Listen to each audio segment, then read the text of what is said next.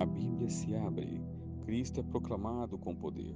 Vidas são transformadas pela graça infinita de Deus. Não perca a mensagem abençoada do culto deste domingo. Assista agora no YouTube ou ouça no Spotify e Secast.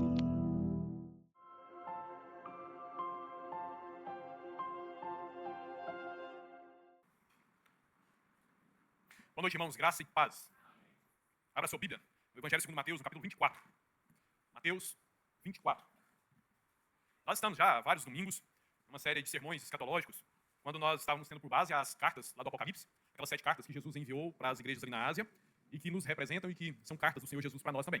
Mas aí, no meio das cartas, nós inserimos partes do sermão escatológico de Jesus, que se encontra aqui em Mateus capítulo 24, capítulo 25. E aí, daquela vez, nós vimos quando Jesus nos falou, do versículo 1 até o versículo 14, sobre os sinais que antecederão a vinda dele. Coisas que estarão acontecendo no mundo, para as quais nós, o povo dele, devemos olhar e olhando, nos atentando para o fato que essas coisas verdadeiramente estão acontecendo, todas elas, de forma crescente, se ampliando. E essas coisas, então, segundo o Senhor Jesus, são chamadas para nós, nos santificarmos, para nós estarmos preparando, sabendo que Ele está às portas. Então, olhando para as igrejas, o Senhor falando de nós por meio das igrejas, pensando na volta dele, ele nos preparando, nos advertindo sobre o fato de ele estar às portas. Hoje nós vamos ver sobre um sinal bastante interessante. Isso que assusta muita gente, porque muita gente não estuda esse tema à luz das Escrituras, mas à luz das especulações. Hoje nós vamos ver o que foi que o Senhor Jesus nos ensinou sobre isso aqui, e olhar também para o profeta Daniel, para nós entendermos que sinal é esse aqui, como ele se dará, se ele está acontecendo nos nossos dias. Vamos falar sobre o sacrilégio terrível, o abominável da desolação. Mateus 24. Com a sua Bíblia aberta, fecha os olhos, ore ao Senhor, peça a Deus para falar com você nessa noite através dessa palavra.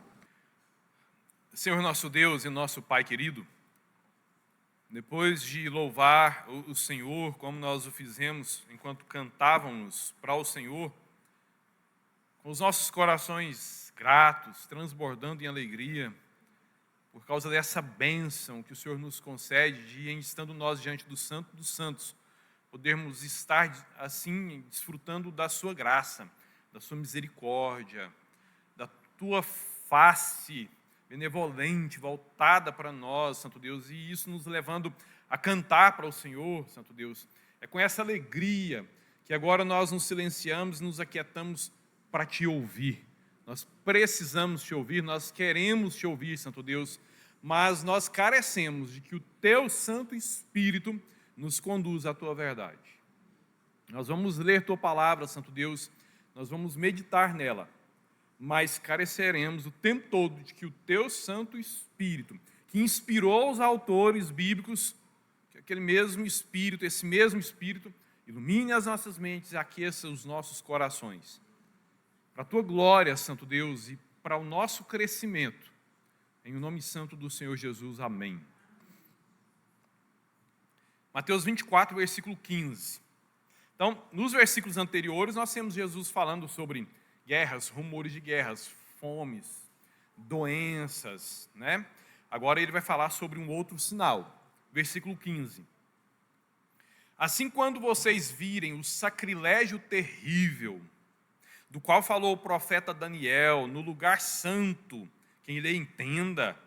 Então os que estiverem na Judéia fujam para os montes, quem estiver no telhado de sua casa não desça para tirar dela coisa alguma, quem estiver no campo não volte para pegar seu manto. Como serão terríveis aqueles dias para as grávidas e para as que estiverem amamentando. Orem para que a fuga de vocês não aconteça no inverno, nem no sábado, porque haverá então grande tribulação, como nunca houve desde o princípio do mundo até agora, nem jamais haverá. Meus irmãos, nós já refletimos sobre o fato que a volta de Jesus deve ser o evento mais esperado pela sua igreja, porque nós somos a noiva de Cristo. E qual é a noiva que não anseia pelo dia do casamento? Quando o Senhor Jesus voltar, então, será a bodas do Cordeiro, nosso encontro definitivo com o Senhor. Por isso, nós devemos ansiar por isso demais. Mas Jesus não voltará, nós sabemos, sem que alguns sinais se cumpram antes. Nós já estudamos os sinais mencionados nos 14 primeiros versículos aqui do capítulo 24. E agora Jesus ele está ensinando que ele só retornará depois de um período chamado de grande tribulação. Isso mesmo, Jesus só retornará, segundo ele, depois da grande tribulação. De forma que eu já falei em outros estudos, mas enfatizo aqui para os irmãos. Aquele ensino de que haverá um arrebatamento secreto antes da grande tribulação, que a igreja será retirada e depois da igreja retirada, e a igreja estará vivendo as bodas do Cordeiro nas nuvens, e aí depois se seguirão 7 anos de tribulação aqui, sem a igreja na terra. Isso não está na Bíblia, esse ensino ele é errado.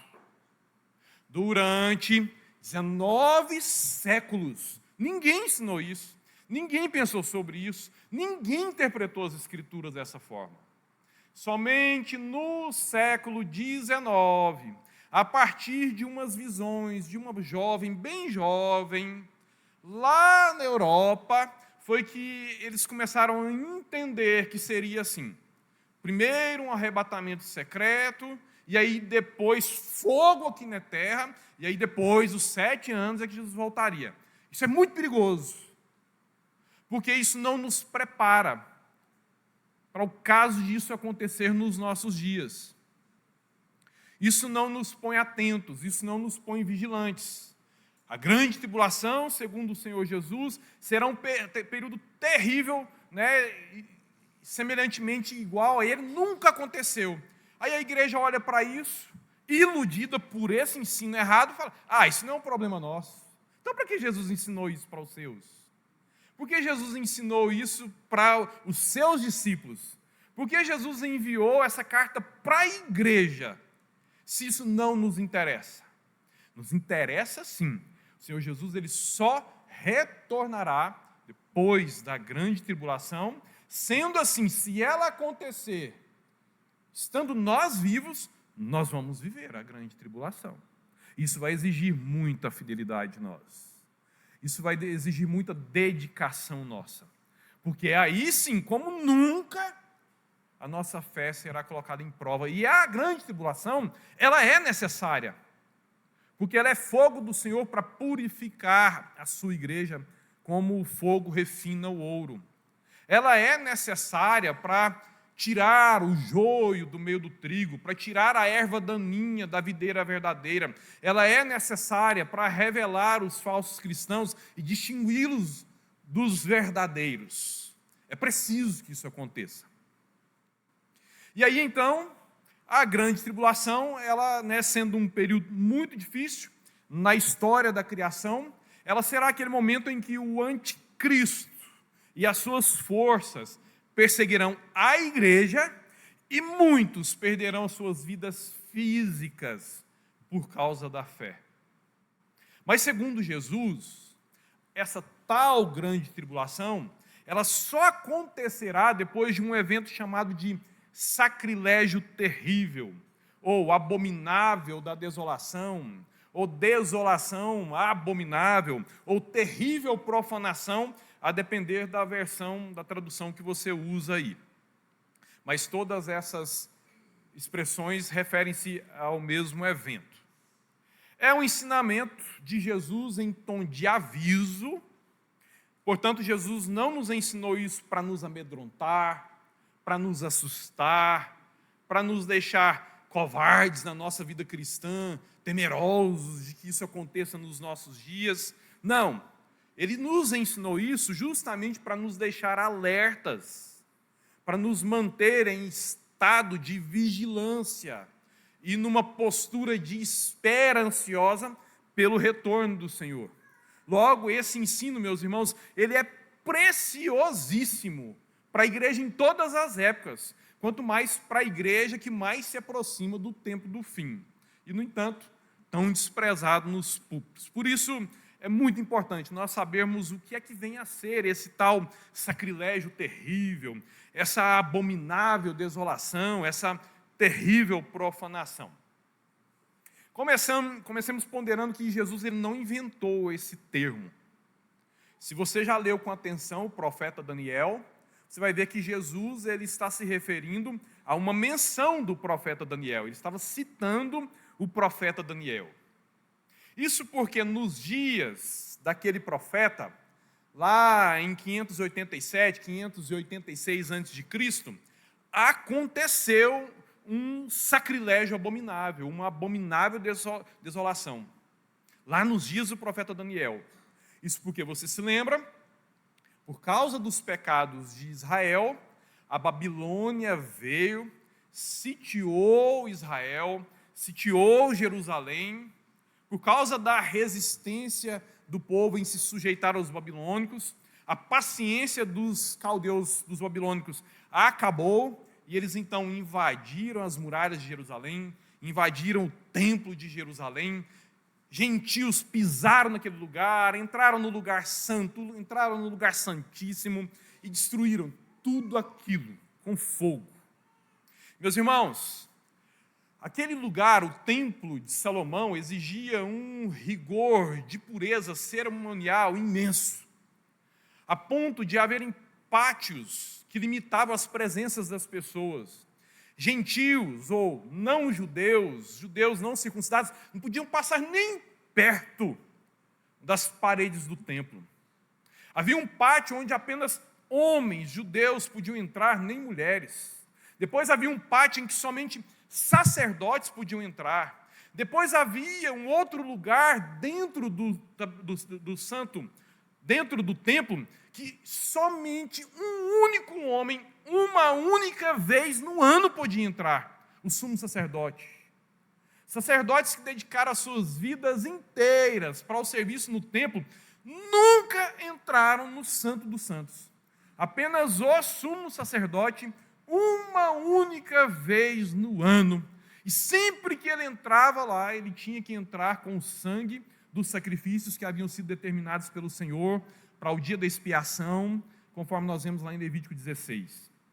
E eles tinham que cumprir à risca cada ordem, cada preceito, quebrar uma daquelas regrinhas, por mais mínima que fosse, poderia levá-los a serem fulminados pelo Senhor instantaneamente, como aconteceu com 2 filhos de Arão.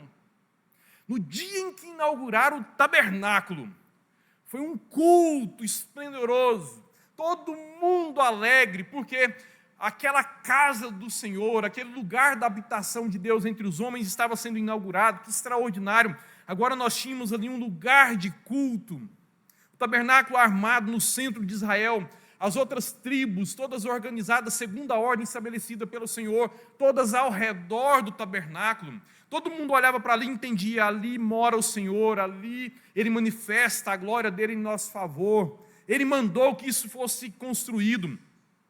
Desde que nós saímos lá do Egito, nós ficamos ali durante 1 ano andando pelo deserto, chegamos no Monte Sinai, Moisés subiu, ficou 40 dias lá, e aí então no início do segundo ano começou-se a construção de tudo isso, no final do segundo para o terceiro, inaugura-se tudo aquilo, e é o culto de inauguração do tabernáculo. E aí vem os filhos de Arão e trazem fogo estranho, simplesmente porque não pegaram das brasas do altar ou ousaram usar os seus próprios incensários, e não os incensários que Deus ordenou que fossem feitos para aquela ocasião específica. Fogo saiu do altar e os consumiu diante de todo mundo. No primeiro culto, os 2 filhos de Arão morreram porque quebraram mínimos preceitos do Senhor. Então eles olhavam para aquilo com um maior zelo, porque eles sabiam que entrar ali era uma profanação. E não apenas uma profanação, mas uma abominável profanação. E aí vem babilônicos, gentios, zombando, matando sacerdotes, derramando sangue de sacerdotes, invadem tudo aquilo ali, queimam tudo aquilo, e eles escrafuncham as pedras procurando o ouro derretido, sem nenhuma reverência, com total desdém por Israel e pelo Deus de Israel. E os israelitas que sobrevivem, eles olham para aquilo, meu Deus, que abominável desolação, o lugar santo não foi apenas pisado por gentios, mas foi invadido por gentios, sangue de pessoas inocentes foi derramado naquele lugar, eles zombaram, eles olharam para aquilo tudo com o mínimo, com nada de respeito. Que abominável desolação aconteceu nos dias do profeta Daniel, quando os babilônicos invadiram, destruíram Jerusalém e o templo de Salomão. Daniel foi levado para a Babilônia, E lá ele passou toda a vida dele. Foi levado jovem. E lá ele viveu todo o restante da sua vida, da sua longa vida. E enquanto ele estava lá no cativeiro, lá na Babilônia, nós sabemos o Senhor visitou ele com visões. Aquelas visões eram profecias, anunciando coisas que aconteceriam no futuro. E dentre aquelas muitas visões do profeta Daniel que ele registrou para nós, o livro do profeta Daniel, ele profetizou que haveriam outras futuras terríveis profanações. E essas outras futuras terríveis profanações, elas seriam semelhantes àquela primeira, que já tinha acontecido quando Daniel era jovem, lá em Jerusalém, por ocasião da destruição do templo em Jerusalém. E assim como tinha acontecido lá na destruição do templo, por Nabucodonosor, lá em 586, no futuro, posterior aos dias do profeta Daniel, novamente viriam acontecer outras coisas terríveis em futuros templos que no futuro viriam a ser construídos. Porque enquanto os israelitas estavam escravizados, lá na Babilônia, Deus usou o profeta Jeremias, e o profeta Jeremias mandou uma carta lá da Israel devastada para os judeus lá na Babilônia, dizendo o Senhor para eles assim: vivam normalmente na Babilônia, porque depois de 70 anos, aí eu vou buscar vocês e nós vamos restaurar o templo, nós vamos restaurar o altar do sacrifício, nós vamos restaurar Jerusalém. Então o Senhor ele já havia anunciado esse templo que foi destruído pelos babilônicos, 70 anos depois ele voltará a ser construído. Mas aí Deus mostrou para o profeta Daniel, e Daniel escreveu para o povo: aquilo que aconteceu nos dias de Nabucodonosor voltarão a acontecer igualmente no futuro. Assim como o templo de Salomão foi profanado, terrivelmente profanado, o novo templo que no futuro nós vamos construir, ele também passará por profanação semelhante. E aí nós chegamos nos dias de Jesus. E nos dias do Senhor Jesus, as pessoas do tempo de Jesus, os judeus dos dias de Jesus, eles entendiam com convicção que aquela profecia que nos dias de Daniel apontavam para o futuro, mas que nos dias de Jesus apontavam para o passado, eles não tinham dúvidas de que aquela segunda abominável desolação, ela tinha acontecido lá por volta do ano 167 a.C. Isso porque um rei grego, o Antíoco Epifânio, ele profanou o templo novamente. E ele fez muito pior do que os babilônicos. Porque os babilônicos eles entraram com fúria militar e sede por ouro. Havia muito ouro no templo de Salomão. Havia muita prata no templo de Salomão. E aí entram aqueles soldados enfurecidos, ensandecidos, e eles põem fogo, e vem todo aquele ouro derretendo, e eles então se aproveitam da morte dos sacerdotes, da morte dos demais israelitas ali, e o ouro incrustado nas pedras, e eles profanam aquele lugar. Agora, no segundo templo, o templo de Zorobabel, lá dos dias de Esdras, dos dias de Neemias, dos dias da rainha Ester, aquele que foi construído, inaugurado lá em 516 a.C., esse não tinha tanto ouro, não tinha mais toda aquela pompa lá dos dias de Salomão, dos dias de Isaías, dos dias de Jeremias, dos dias do profeta Daniel. Mas havia maior rigor espiritual. Porque aquele templo tão suntuoso lá de Salomão, ele foi fechado algumas vezes. Ele foi abandonado algumas vezes. As portas dele foram esquecidas, fechadas algumas vezes. Por gerações e gerações, eles deixaram de entrar lá, de oferecer sacrifício a Deus. Ficaram tempos e tempos sem celebrar a Páscoa, que tinha que ser celebrada todos os anos. Ao contrário de adorar a Deus, lá no templo de Salomão, eles adoravam outros deuses em outros territórios de Israel. perderam o livro da lei, foram dar uma faxina, acharam um livro. Que livro é esse? É a Bíblia. Quantas décadas a gente não lê a Bíblia? Então havia um descaso por parte dos próprios israelitas. E como eles próprios, lá no passado, desprezavam, por que Deus não deixaria, então, que um babilônico destruísse aquilo? Agora não. O cativeiro na Babilônia purificou eles do pecado da idolatria. E quando eles voltaram para reconstruir Jerusalém, esse pecado eles nunca mais cometeram. Eles voltaram muito zelosos. Porque uma grande bênção do cativeiro da Babilônia foi que eles, não podendo oferecer sacrifícios para Deus, a forma que eles encontraram, a forma mais ampla, a forma mais íntima que eles desenvolveram para cultuar o Senhor, estando os sacrifícios interrompidos pela ausência de templo, foi o estudo da palavra. E aí, quem estuda a palavra se desenvolve em intimidade com o Senhor, tem maior zelo pelas coisas do Senhor. Então, essa turma ali, então, do ano 160, do ano 200, antes de Cristo, era uma turma que tinha muito apego pelas Escrituras, e eles não caíram mais no pecado da idolatria.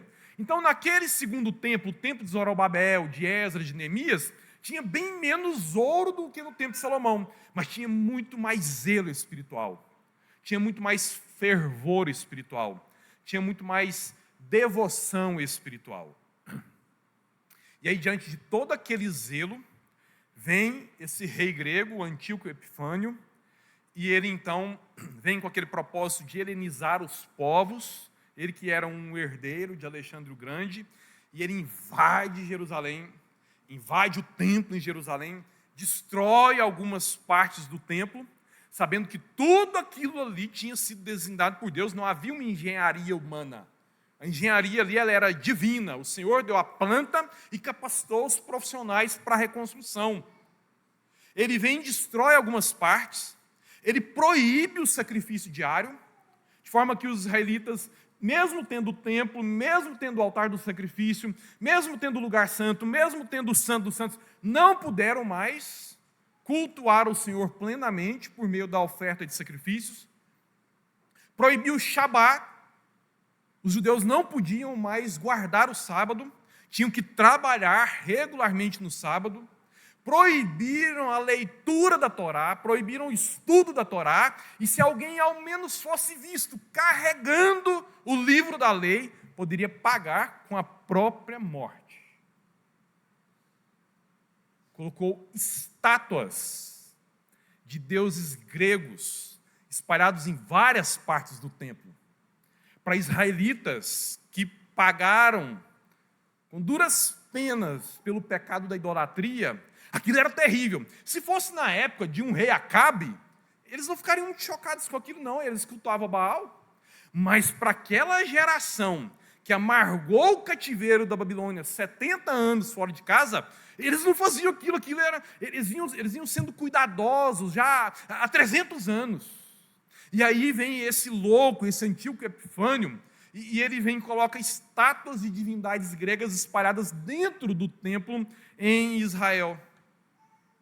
Aí, esse maluco do Antíoco Epifânio, não satisfeito com as estátuas espalhadas nos pátios do templo, ele entrou no lugar santo, onde somente sacerdotes podiam entrar, e depois ele entrou no lugar santo dos santos, onde somente o sumo sacerdote entrava uma única vez no ano. E esse maluco, esse homem mau, Antíoco Epifânio, entra dentro do Santo dos Santos. E lá no Santo dos Santos, onde só ficava a Arca da Aliança, que tinha sido perdida lá na guerra com os filisteus, portanto era um lugar que estava vazio, ele colocou uma estátua a Zeus. Uma estátua de Zeus que seria usada para o culto a Zeus. Uma estátua de Zeus dentro do Santo dos Santos, no lugar onde antes ficava a Arca da Aliança. Aí ele voltou para o lado de fora. Obrigado, Ciro. Voltou para o lado de fora. Na porta do templo existia o altar do sacrifício. Era uma imensa churrasqueira onde eles queimavam os sacrifícios, de onde subia a fumaça que era usada como uma expressão de louvor e de adoração ao Senhor. Sobre o altar dos sacrifícios, ele construiu um novo altar, um altar pagão. Aí ele foi lá no altar pagão, em cima do altar do sacrifício para Deus, e sacrificou um porco, o animal mais abominável para os judeus, um animal proibidíssimo para os judeus. Não satisfeito, ele pegou o sangue desse porco, entrou no lugar santo e foi jogando o sangue do porco no lugar santo. Depois ele entrou no Santo dos Santos e espalhou o sangue daquele porco dentro do Santo dos Santos. Uma única vez, no dia da expiação, o sumo sacerdote tinha que fazer exatamente assim. Ele pegava uma novilha vermelha, criada para aquele momento, sacrificava aquela novilha lá fora, tomava banho, se purificava, aí ele entrava com o sangue daquela novilha, passava pelo lugar santo, entrava no Santo dos Santos, uma única vez por ano, e aspergia, borrifava o sangue da novilha na arca. Quando eles não tinham mais a arca, ele derramava aquele sangue no chão. Depois ele voltava, pegava o sangue de um bode e fazia a mesma coisa. O Antíoco, ele vem imita a prática do sumo sacerdote, mas ele faz com sangue de um porco, um animal abominável para os judeus, diante da estátua de Zeus, dentro do Santo dos Santos. Qualquer judeu, ao saber daquilo, ao ver aquilo, não tinha dúvidas de que aquela era a maior de todas as abominações da história de Israel. Uma abominável desolação, uma terrível profanação, e essa então é a segunda que aconteceu. Aquilo tinha acontecido em 167 a.C. Mas aqui em Mateus 24, quase 200 anos depois dessa lá, do altar, da estátua de Zeus dentro do Santo dos Santos, quase 200 anos depois, Jesus está aqui no capítulo 24, avisando que algo semelhante aconteceria novamente. Então, aconteceu nos dias de Nabucodonosor, nos dias de Daniel, depois aconteceu 200 anos antes de Cristo, com o Antíoco Epifânio, agora Jesus está falando, isso que já aconteceu não acabou, isso vai voltar a acontecer.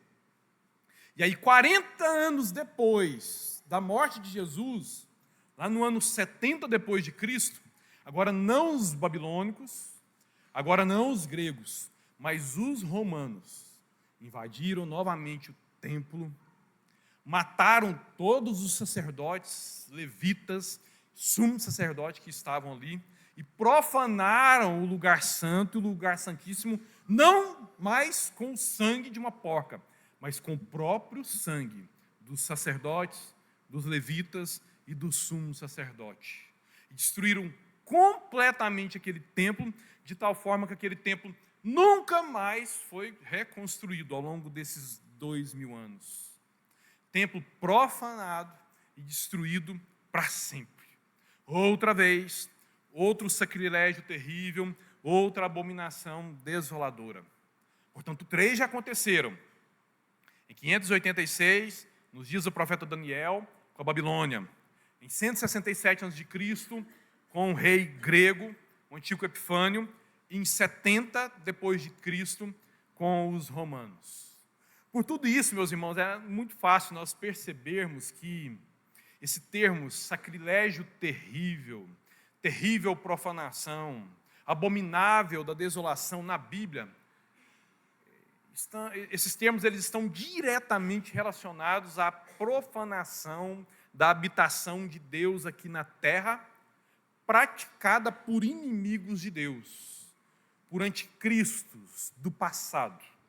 O Senhor tem uma habitação aqui entre nós, claro que a casa do Senhor é os céus, mas Ele foi quem designou que Ele teria uma habitação simbólica entre nós aqui na terra, e Ele determina leis que devem ser observadas ali naquele lugar, Ele determina a forma com que Ele deve ser cultuado ali naquele lugar, as leis são muito rígidas, tem pessoas certas para cumprir todos aqueles rituais, E aí vem inimigos de Deus, que nada tem a ver com Deus, não tem temor de Deus, e profanam aquele lugar fazendo coisas contrárias à lei do Senhor. Portanto, a profanação da habitação do Senhor, eis aí o sacrilégio terrível, a terrível abominação, né, o abominável da desolação. De Moisés até a morte de Jesus, o povo cultuava, primeiro no tabernáculo do deserto e depois no templo em Jerusalém. Aqueles lugares eram considerados a casa de Deus entre os homens aqui na terra. E qualquer coisa praticada dentro do tabernáculo ou do templo que estivesse fora da lei de Moisés, então seria considerado por qualquer judeu uma profanação da morada do Senhor, portanto um sacrilégio terrível. Isso está entendido? Pois bem, porque essas palavras de Jesus e as do profeta Daniel são importantíssimas para nós hoje. Se já aconteceram 3 abomináveis desolações, será que já não está satisfeito? Será que essa palavra já não se cumpriu? Pois bem, as profecias, meus irmãos, apontam para um sacrilégio terrível que deve ocorrer um pouco antes da volta de Jesus e que então vai desencadear a grande tribulação. Por isso, alguns acreditam que é necessário que o templo dos judeus seja reconstruído lá em Israel para que essa profecia se cumpra. Uma constatação óbvia. Se os abomináveis da desolação do passado foram profanações do templo dos judeus lá em Israel, e se a profecia diz que haverá mais uma abominável desolação no futuro, e hoje nós não temos templo, ora, então o templo precisa ser reconstruído. E uma vez então o templo reconstruído, segundo o Senhor Jesus, o anticristo vai profanar esse templo.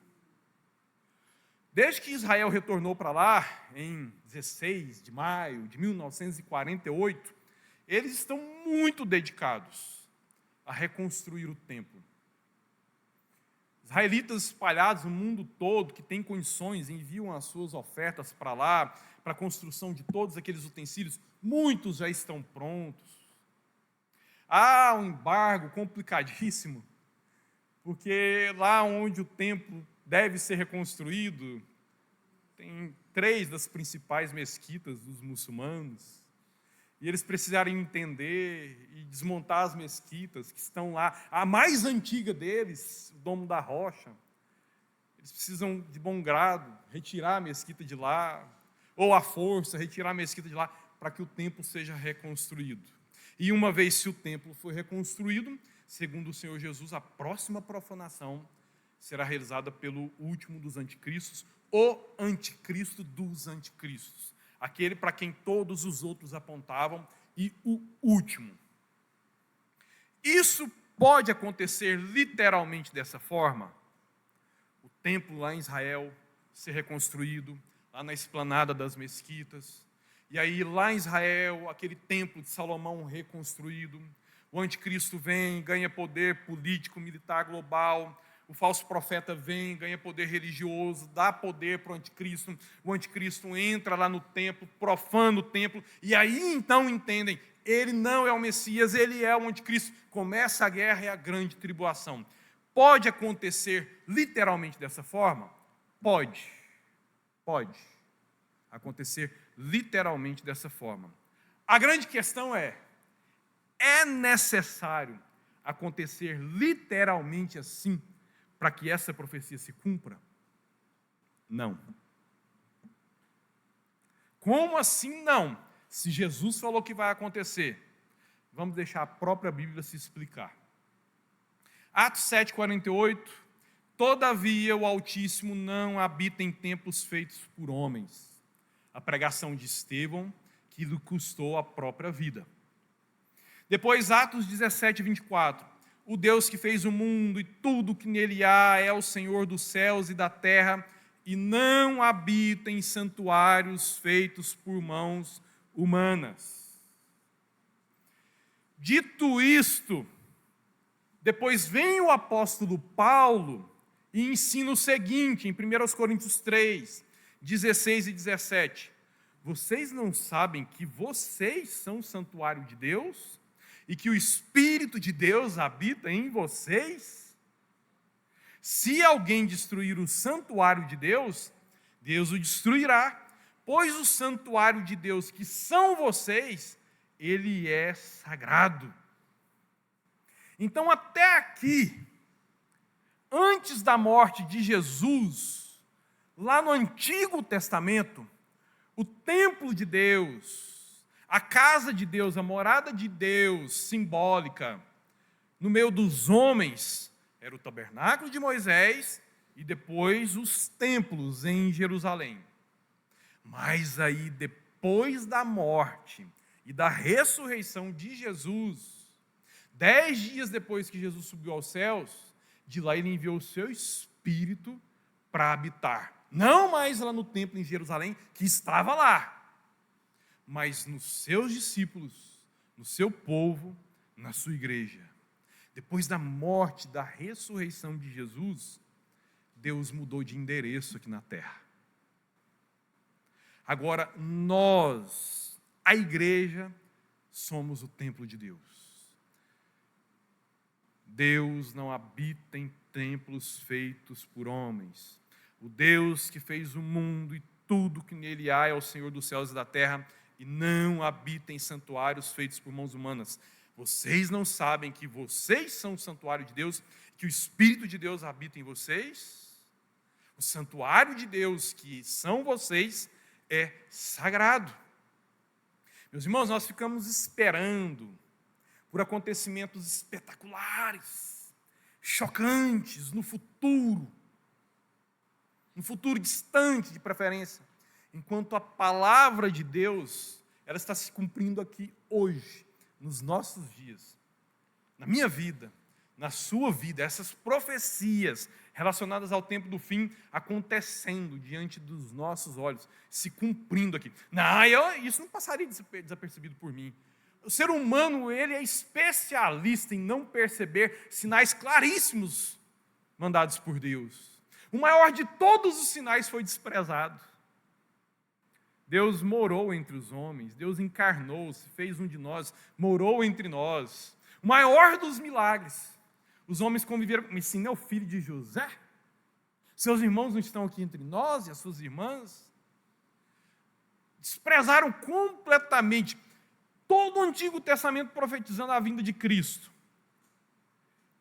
Todas as profecias não se cumprem em Jesus de Nazaré. Eles veem aquelas coisas, eles analisam, eles investigam. Realmente, está tudo acontecendo, não tem como negar. Mas ele não é o que nós esperamos.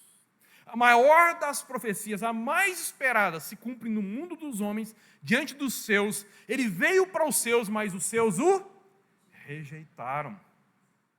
Será que nós realmente somos melhores do que todas as gerações passadas, ou também nós também carregamos esse vício de não perceber Deus agindo e a palavra dele se cumprindo entre nós? Eis aqui um sinal que nós desprezamos o tempo todo, esperando por algo mais espetacular acontecer, esperando por algo mais midiático acontecer. Enquanto, assim como lá nos dias de Jesus, o Messias andava pelas ruas empoeiradas da Galiléia e da Judéia, sinais anunciados por Jesus há 2000 anos estão se cumprindo aqui e agora, na minha vida e na sua vida, e a gente está esperando a mídia noticiar algo assim muito chocante. Se sacrilégios terríveis no passado foram as invasões e profanações do templo de Deus, pelas impurezas em cada época, hoje, quando o pecado entra na minha vida, entra na sua vida, entra em nossas vidas, e consequentemente o pecado enche a igreja, por ele nos encher, e nós somos as pedras vivas, segundo Pedro, que constrói, que edifica, com as quais Cristo edifica a sua igreja. E assim então o mundo que jaz no maligno começa a influenciar as nossas vidas e a igreja mais do que o evangelho do Senhor Jesus. É isso aí, o abominável da desolação acontecendo em nossos dias em nossas vidas e em nossas igrejas. Hoje, diante de nós, em nós. Vocês não sabem que são o santuário de Deus e que o Espírito de Deus habita em vocês? O santuário de Deus, que são vocês, é sagrado. Vocês são geração eleita, sacerdócio real, nação santa, povo exclusivo de Deus para anunciar as grandezas daquele que os chamou das trevas para a sua maravilhosa luz. Como filhos obedientes, não se deixem amoldar pelos maus desejos de outrora, quando lá vocês viviam na ignorância. Mas assim como é santo aquele que os chamou, sejam santos vocês também em tudo que fizerem, pois está escrito: sejam santos porque eu sou santo. Meu irmão, quando você abraça o mundanismo contrário às leis do Senhor, você faz isso, eu faço, e o outro irmão faz, e o outro irmão faz. E nós então trazemos esses princípios para a igreja. E aí as nossas vidas, os nossos lares e a igreja são mais influenciados pelos valores mundanos do que pelo Evangelho. Quem está profanando o quê? É necessário mesmo que um rei humano entre com as botas sujas e derrame sangue? Ou será que isso não é um sinal claro demais, uma constatação muito evidente, de que o templo que somos nós já está sendo profanado há um bom tempo por aqueles que se levantam contra o Senhor? Não colabore com isso. Não apoie essa profanação do templo. Não seja mais um dentre tantos que estão dedicados a praticar profanação no templo do Senhor. Como filhos obedientes, não se deixem moldar pelos maus desejos de outrora, quando viviam na ignorância, mas assim como é santo aquele que os chamou, sejam santos vocês também em tudo o que fizerem, pois está escrito: sejam santos porque eu sou santo. Feche seus olhos, ore ao Senhor. Avalie a sua vida com muita honestidade. Senhor, aquela pergunta da ceia: se todo mundo na igreja fosse como eu, como seria essa igreja? Uma igreja santa, uma igreja pura, uma igreja que ama o Senhor, e a prova do amor ao Senhor é guardar a palavra dele, foi ele quem falou isso?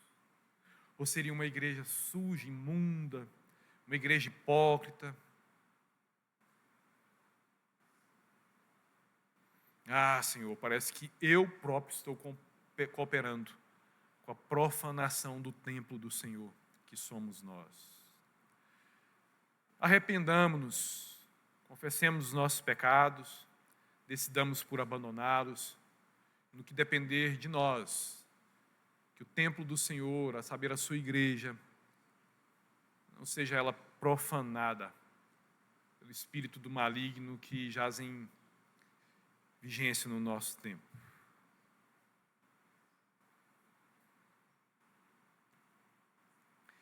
Senhor, tem misericórdia de nós, nos perdoa pelos nossos pecados. Nos perdoe, Santo Deus, porque nós zombamos da graça. Nós desprezamos a Tua misericórdia. A Tua misericórdia é abundante, a Sua graça é abundante. Aí o Senhor nos perdoa, o Senhor sempre nos renova, o Senhor sempre nos restaura, e aí a gente zomba disso, a gente brinca com isso. E a gente se profana, e a gente profana a igreja, e nós profanamos os nossos lares, nós profanamos o templo do Senhor, a habitação do Senhor que somos nós. Converte-nos, Santo Deus, purifica-nos, abre os nossos olhos, os nossos corações para o rigor, para a seriedade do chamado dessa palavra para nós nesses dias. No nome santo do Senhor Jesus, amém.